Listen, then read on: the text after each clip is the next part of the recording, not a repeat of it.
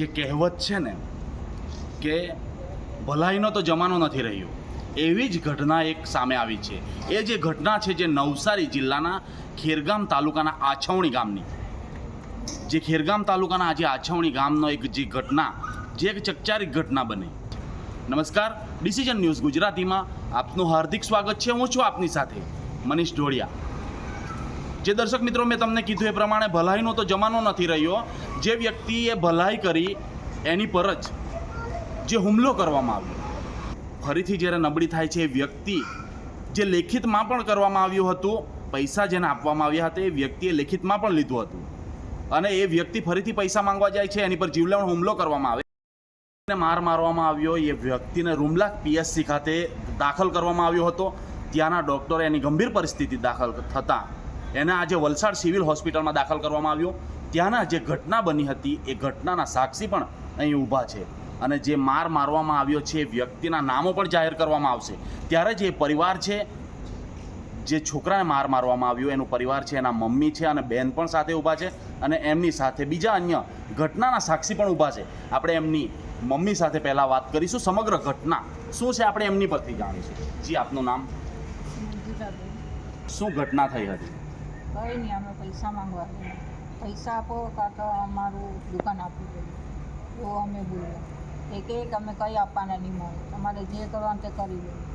ને મારા દીકરાને છે ને વાળ પકડી અને મારવા લાગી. કોણે માર્યું? એ પેલો હું નામ શૈલેષે માર્યું. કંઈ લોખંડ હતું તે માથામાં માર્યું, કલોટ પકડીને.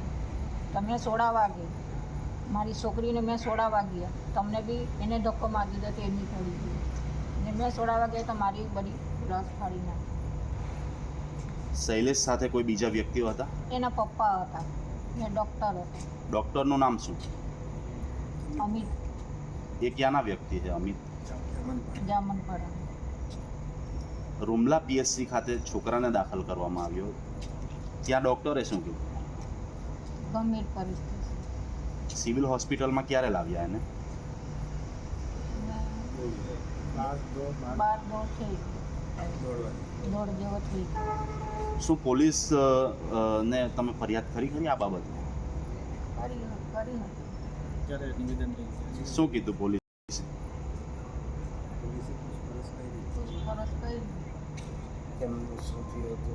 હાલમાં એની મમ્મીએ કીધું છે કે છોકરા જ્યારે પૈસા માંગવા માટે ગયા હતા, એ જે પૈસા આપ્યા હતા એનું લખાણ પણ છે, એફિડેવિટ પણ છે, એ લઈને ત્યારે એમની પર જીવલેણ હુમલો પણ કરવામાં આવ્યો હતો, અને એમની મમ્મી અને એના બહેનને પણ જે કીધું એ પ્રમાણે એમની બ્લાઉઝ પણ ફાડી નાખવામાં આવી, એમને બહેનને પણ ધક્કો મારી દેવામાં આવ્યો.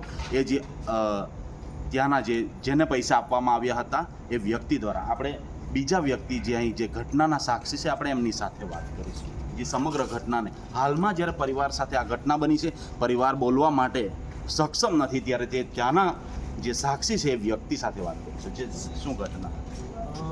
લગભગ રેન્ડમ મને છે તો સવારે 8-9 વાગે એમણે વાત કરી હતી કે ભાઈ આપણે પેલા દુકાનવાળા પાસે મારે જવાનું છે. મેં કીધું કંઈ નહીં, મને સમય મળશે તો આવીશ, એવી વાત એમને કરી હતી. એટલે લગભગ એ લોકો 10:15 વાગે જેવા ત્યાં પહોંચ્યા એવું એમને કેવું છે.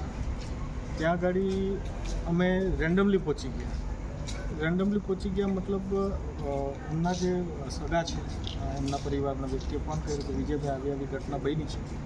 અમારા સમાજનો ન્યાય સમિતિ પ્રમુખ છું. ન્યાય સમિતિ પ્રમુખ હોવાના કારણે છે તો કોઈ પણ આવી ઘટના અમારા સમાજ સાથે બનતી હોય ત્યારે અમે ત્યાં આગળ જઈએ છીએ. ત્યાં જતાં અમને એ વાત જાણકારી મળી કે આ જે વ્યક્તિ છે એમણે છે તો લગભગ 4 વર્ષ પહેલાં સમથિંગ આવું કંઈક છે કે એમણે છે તો પૈસા 6.5 લાખ રૂપિયા દુકાનને ખરીદી માટે છતાં આપ્યા હતા, જે મૃતક કાંતિભાઈ કરીને હતા. એમના જે પતિ છે ગણેશભાઈ, એમણે એમને આપ્યા હતા. બંને વ્યક્તિઓ અત્યારે અહીંયા નથી, મતલબ એ બંને મૃત્યુ પામ્યા છે. હવે છે તો એ દુકાનના કરતા ધરતા ત્યાંના શૈલેષભાઈ છે.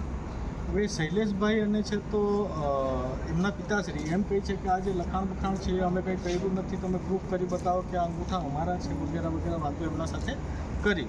તો એ વાતની જાણકારી એમને થઈ. તેના પછી એમને બીજી વાતની એ જાણકારી થઈ કે એ જે દુકાનો છે એ વેચાઈ ગઈ છે. આવી વાતો મળતા એ લોકો ત્યાં ગયા.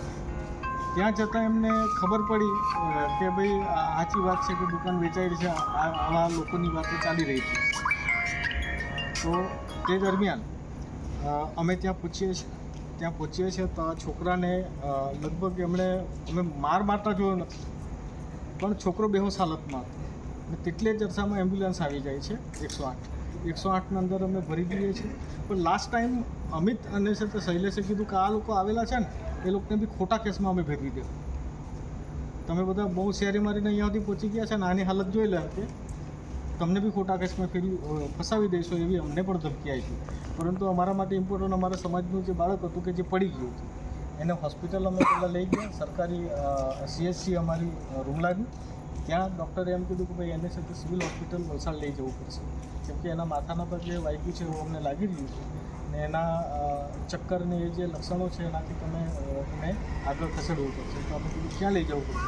તો તમે સરકારી સિવિલ હોસ્પિટલ વલસાડ લઈ જાઓ. તો અમે અહીંયા લઈને આવ્યા છે. ત્યારે થોડી વાર પહેલાં એમનું નિવેદન પોલીસ ડિપાર્ટમેન્ટના લોકો આવીને લઈ ગયા છે, પણ ઘટના ગંભીર છે. હાલમાં છોકરાની પરિસ્થિતિ કેવી?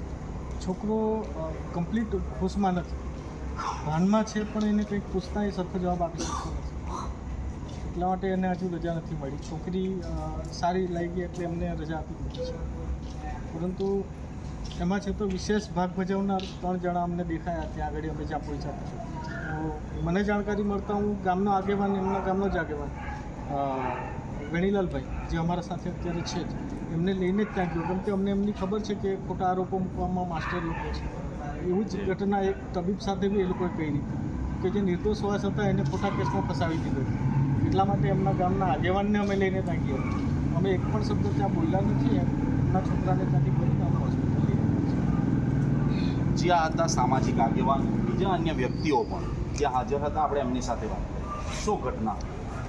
અમને જ્યારે મને વિજયભાઈએ જાણકારી આપી કે ત્યાં કંઈક આવી ઘટના બની છે, કંઈ મારામારીનો માહોલ છે, ત્યાં આપણે જવાનું છે, એ સમયે અમે ત્યાં બંને જણા સાથે પહોંચ્યા.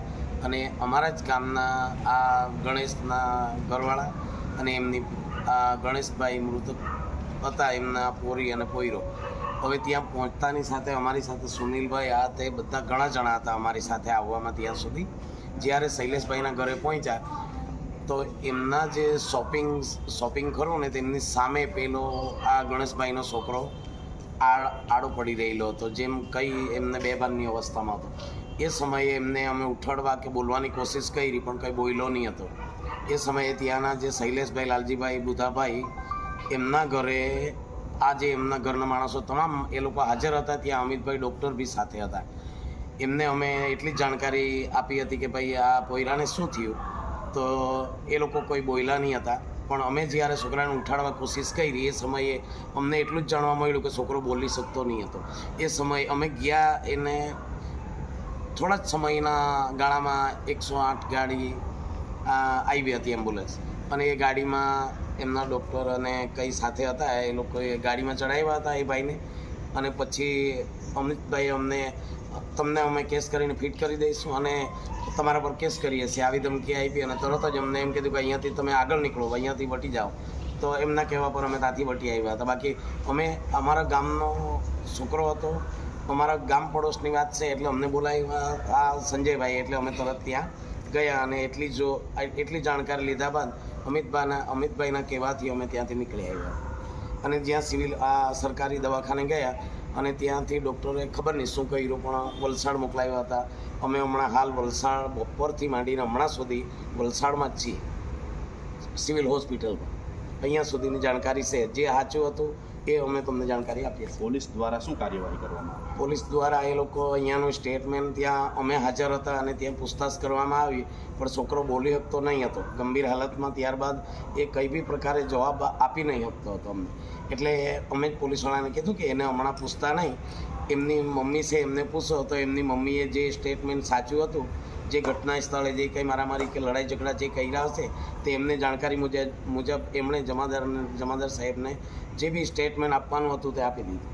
બોલવાનું કંઈ હતું કે ભાઈ આવું થયું હતું તે બધી જાણકારી આપી. જે મારામારી થઈ હતી તે ઘટનાના જે સાક્ષી આજે તમે જોઈ શકો છો, અને જે એમની મમ્મીએ જે પણ કીધું અને બહેન પણ સાથે છે, અને હાલમાં એ વ્યક્તિ જે છોકરો છે એ સિવિલ હોસ્પિટલમાં ગંભીર હાલતમાં હજુ સુધી બેહોશ હાલતમાં છે, કારણ કે એના મમ્મીએ કીધું એ પ્રમાણે એમને કંઈક લોખંડના વસ્તુથી એમને મારવામાં આવ્યો છે, અને એ હાલમાં સિવિલ હોસ્પિટલ વલસાડ ખાતે દાખલ છે, અને પોલીસ દ્વારા નિવેદન પણ લેવામાં આવ્યું છે.